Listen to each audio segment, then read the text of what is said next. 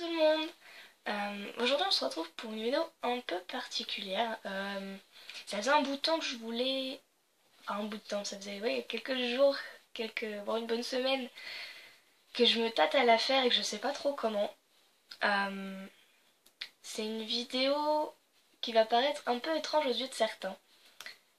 Elle va être sur comment créer son propre oracle avec des cartes à jouer. Moi j'ai choisi les cartes Pokémon de mon enfance. Donc voilà, ça va être une vidéo un peu spéciale comme ça. Il y a déjà des vidéos sur le sujet, je vous le mettrai dans la barre d'infos, pas les miennes, pour que vous puissiez y jeter un œil et pour vous montrer que je suis pas la seule à faire ça. Déjà, je voulais commencer la vidéo en disant que si rien qu'à l'intitulé de la vidéo, vous pensez que je suis vraiment dingue, que ça ne se fait pas, que ce n'est pas possible, etc., etc., et que vous avez déjà décidé de laisser un commentaire désobligeant à ce sujet, je vous invite à changer de vidéo et à aller voir plus loin s'il n'y a pas quelqu'un de plus classique à regarder. Voir une autre vidéo de ma chaîne, vous trouverez peut-être quelque chose de plus classique à vous mettre sous la dent. Je vois déjà les gens dire que je suis vraiment trop jeune. Donc, j'ai les petites cartes avec moi. Donc pourquoi faire un oracle déjà de type carte à jouer? Moi je vais dire Pokémon parce que c'est ça que j'ai utilisé, mais... Donc pourquoi faire un oracle avec des cartes à jouer?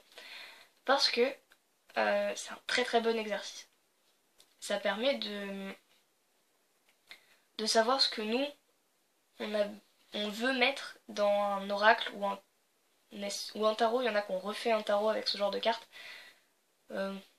Moi pas, mais que ce soit que vous refassiez un clone du tarot ou que vous fassiez un oracle par vous-même, ça vous permet de savoir ce que vous avez besoin de mettre dans un jeu. Est-ce que vous avez besoin de tous les archétypes? Est-ce que vous avez besoin, si vous faites un clone du tarot, est-ce que vous avez besoin des majeurs et des mineurs? Ou est-ce que vous pouvez trouver une autre manière de... Peut-être en moins de cartes? Est-ce que vous pouvez faire un tarot avec moins de 78 cartes?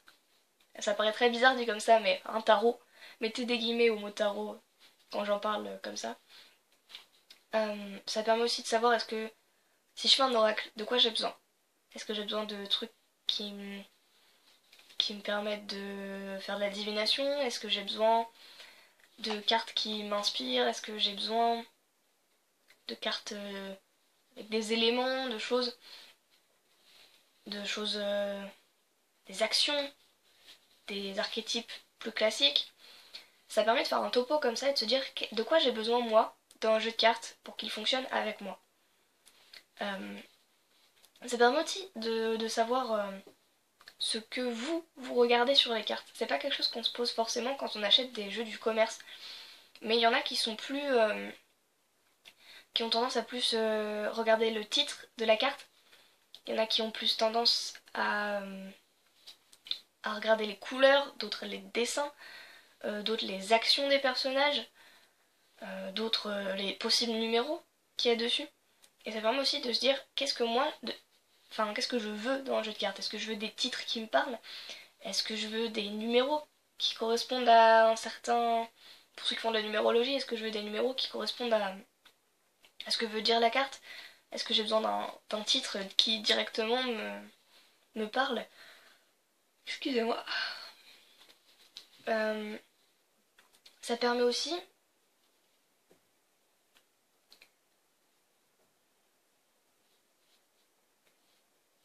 Ça permet aussi de comprendre ce qu'on veut mettre dans la structure du jeu.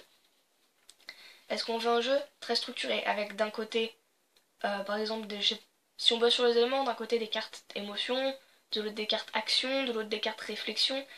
Est-ce qu'on veut d'un côté les archétypes, tous les archétypes, et de l'autre côté des trucs d'action comme le tarot, on va dire, à peu près? Est-ce que je veux que toutes les cartes aient divers sens? Est-ce que je veux pouvoir lire les cartes inversées? Combien de cartes je veux? Donc ça permet de poser aussi la question de la structure et l'utilisation du jeu. Donc pour toutes ces raisons-là, c'est un super exercice parce que ça permet de se poser pendant... Moi j'ai fait ça en une soirée, mais parce que je l'avais déjà en tête. Mais ça permet de se poser et de se dire qu'est-ce que je veux? cette carte elle me parle. Pourquoi?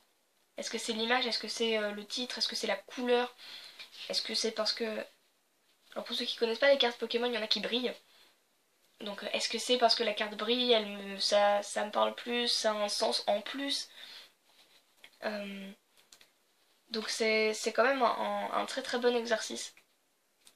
Et c'est quelque chose qui après permet de mieux comprendre comment on voit ces autres jeux plus classiques. Ça permet aussi du coup ensuite d'avoir un jeu bien à soi.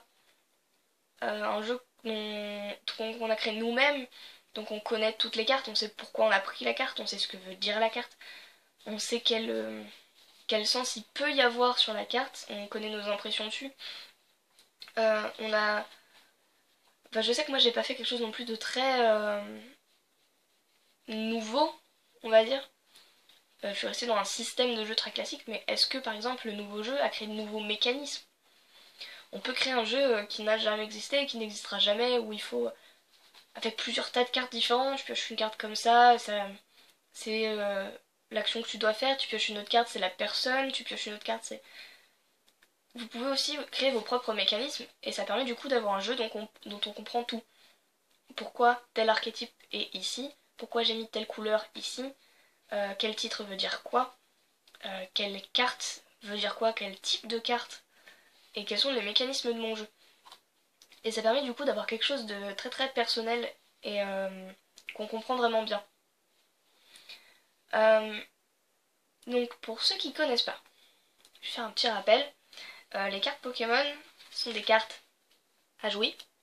Je sais pas d'où elles viennent exactement parce que je m'y suis pas vraiment penchée. J'y jouais quand j'étais petite.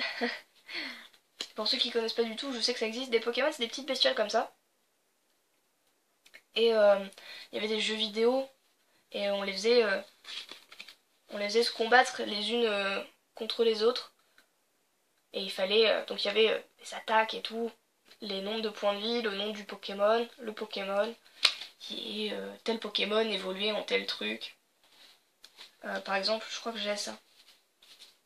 Tac. Je vais certainement pouvoir vous le retrouver. Non. Eh bien non, je ne le retrouverai pas. C'est pas grave. Mais enfin, du coup, il fallait entraîner les petites bestioles. Et après, il pouvait y avoir 3-4 évolutions. Donc elles évoluaient en un truc plus gros et plus fort, et etc., etc. Au fur et à mesure des combats et à gagner de l'expérience et tout. Et donc ils en ont fait des cartes pour les enfants. Donc comme je vous ai montré avec les attaques, le nom du Pokémon, l'image, les points de vie. Et ça permettait dans la cour de récré de se faire des combats et celui qui perdait, il donnait une carte ou un truc à d'autres gens. Et moi j'avais toute une collection. Donc voilà. Le petit topo sur les cartes Pokémon. Alors du coup, mon jeu, j'ai pas compté le nombre de cartes. Je dois en avoir... J'en ai plus de 30, ça c'est sûr et certain. Parce que j'ai fait un mix entre tarot et oracle. Au début je voulais me refaire un tarot. Mais je me suis très très vite rendu compte que je n'avais pas assez de cartes Pokémon pour avoir les bons archétypes qui correspondaient à ma vision de chaque carte. J'aurais eu des... J'aurais dû... Déjà là j'ai deux. J'ai deux fois des doubles. Donc j'ai 4 cartes. Deux qui sont du même Pokémon et deux qui sont du même Pokémon. Et du coup ça parfois ça peut... ça pourrait... Pour l'instant ça s'est pas produit parce que comme c'est le jeu que j'ai fait moi-même, je connais toutes les cartes, mais ça pourrait m'embrouiller. Et j'avais pas envie d'avoir la suite de bâtons avec le même Pokémon dans différentes situations, j'aurais jamais réussi à retenir tout. Du coup j'ai fait les 22 majeurs, j'ai fait toutes les cartes de cours et les as, et ensuite j'ai mis des cartes... je vais vous les sortir. Voilà, donc j'ai les 22 majeurs, j'ai les cartes de cours, et j'ai ajouté des cartes autres, ce qui fait que c'est un oracle et pas un tarot, mais c'est un type tarot. J'ai mis une carte d'obscurité et une carte de lumière, parce que c'est quelque chose qui me parle beaucoup. Hop. Et ensuite j'ai rajouté des cartes on va dire, d'énergie, des cartes un peu d'action pour relier les autres cartes entre elles. Ça permet de faire le travail que pourraient faire les mineurs du tarot. Là j'ai une carte rivale, ça peut des conflits, une certaine rivalité, ce genre de choses. Là j'ai une recherche d'énergie, voilà, les mots parlent d'eux-mêmes.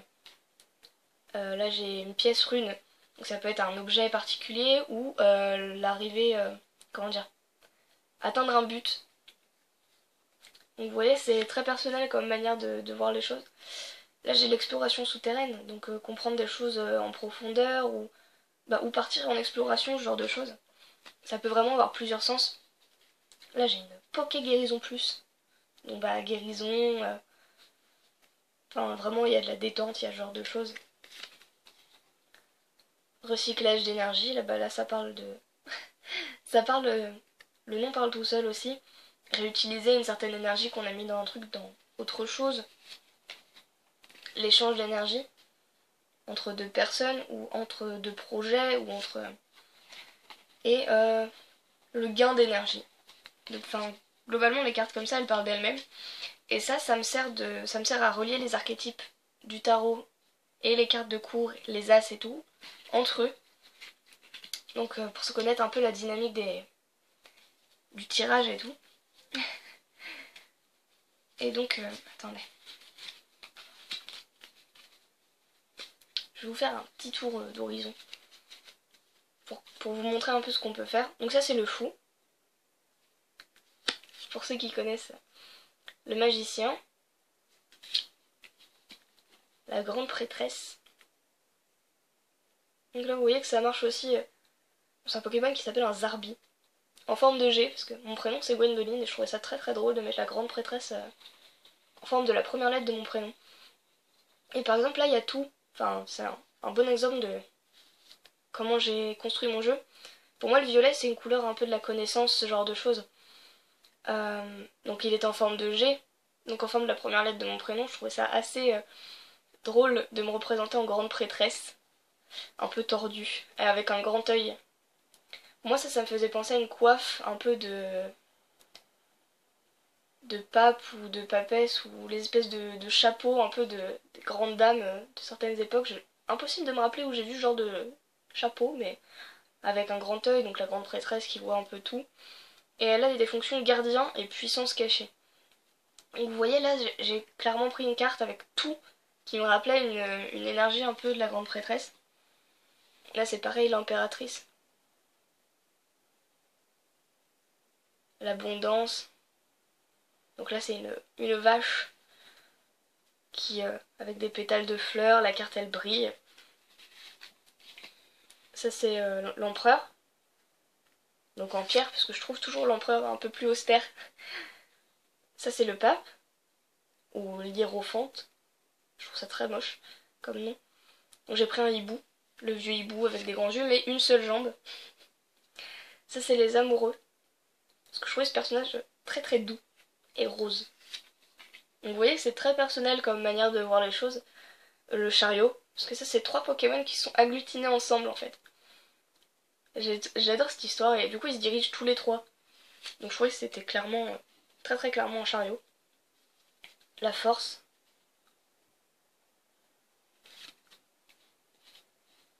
L'ermite. Donc là vous voyez c'est un Pokémon qui s'appelle Reliquante. Ça vient du coélacanthe, donc le poisson préhistorique, avec la tête un peu dure comme ça.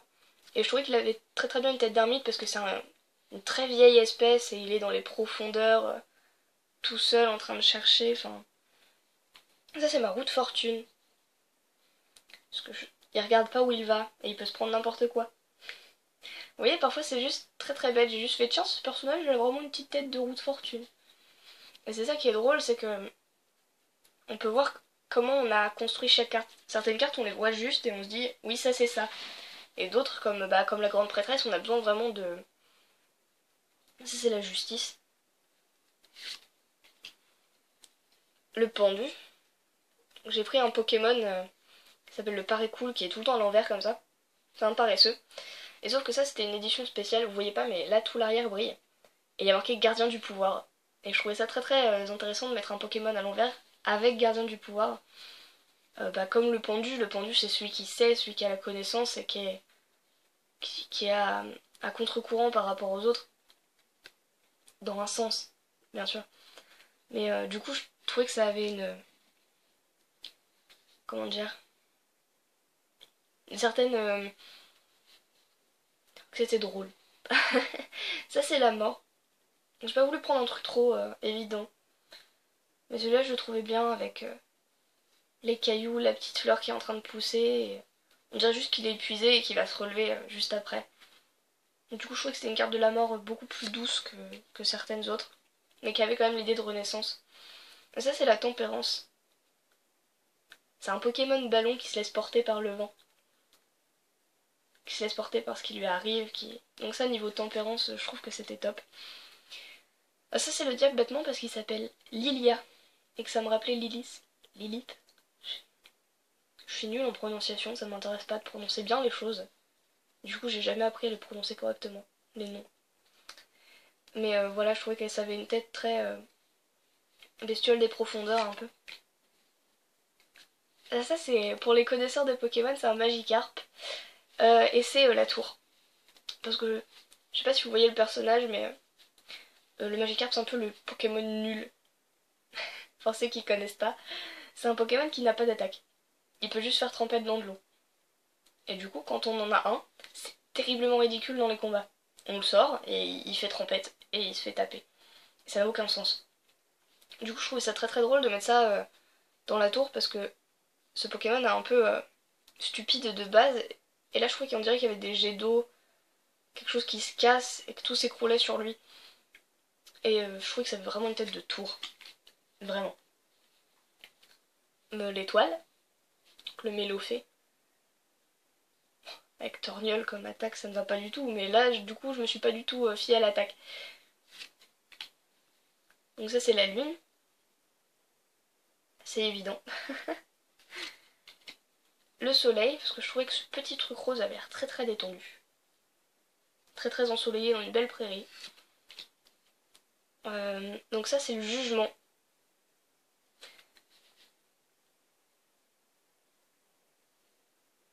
Mais moi, je sais pas pourquoi je l'ai mis en jugement, celle-ci. Peut-être parce qu'elle est violette. Donc un côté connaissance, ce genre de choses, quelque chose qui vient de au-dessus de nous et qu'on peut pas contrôler. Et en même temps, je trouve que ce Pokémon a une tête de statue, de temple. Et là, il a l'air très très grand par rapport à la Terre. C'est comme l'ange du jugement avec sa grande trompette qui est 3 fois plus grand que les autres personnages. Avec une idée d'aube. De le jour est passé et maintenant c'est le jugement. Et le monde. Parce que ce petit truc a l'air vraiment à sa place. Avec repos. Donc ensuite, j'ai fait les cartes de cours. Donc ça, c'est l'as de Pentacle. Avec le valet, le chevalier, la reine et le roi. Là, c'est les coupes, l'as de coupe, le valet, le chevalier, la reine. C'est un de mes Pokémon préférés de tous les temps.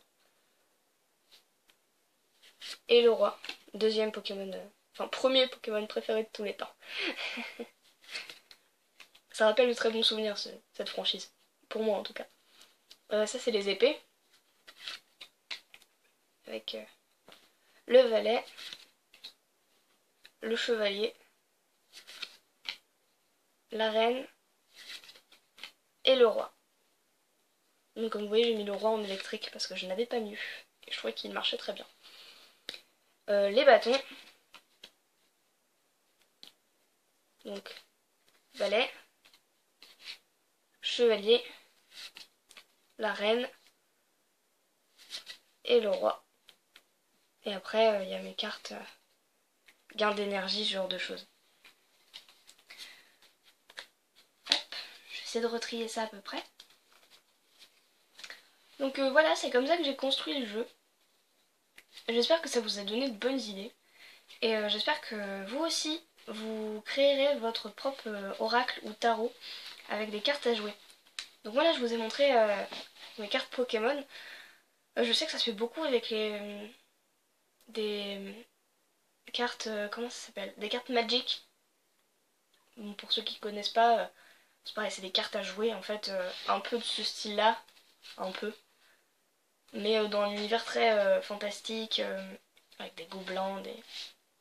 Et donc ça se fait beaucoup. Et... alors il y avait un autre type... Enfin, mais techniquement ça peut se faire avec toutes les cartes à jouer du monde. Donc si vous avez des vieilles cartes Pokémon, des cartes Magic, des cartes... tout et n'importe quoi en fait, pensez-y, même si vous l'utilisez pas, ça peut être un très bon exercice et un bon moment de détente aussi. Donc voilà, j'espère que cette vidéo vous aura plu. Si c'est le cas, n'hésitez pas à mettre un petit pouce en l'air ou à mettre un commentaire pour me dire ce que vous en avez pensé. On se retrouve la prochaine fois pour une nouvelle vidéo et je vous dis à bientôt.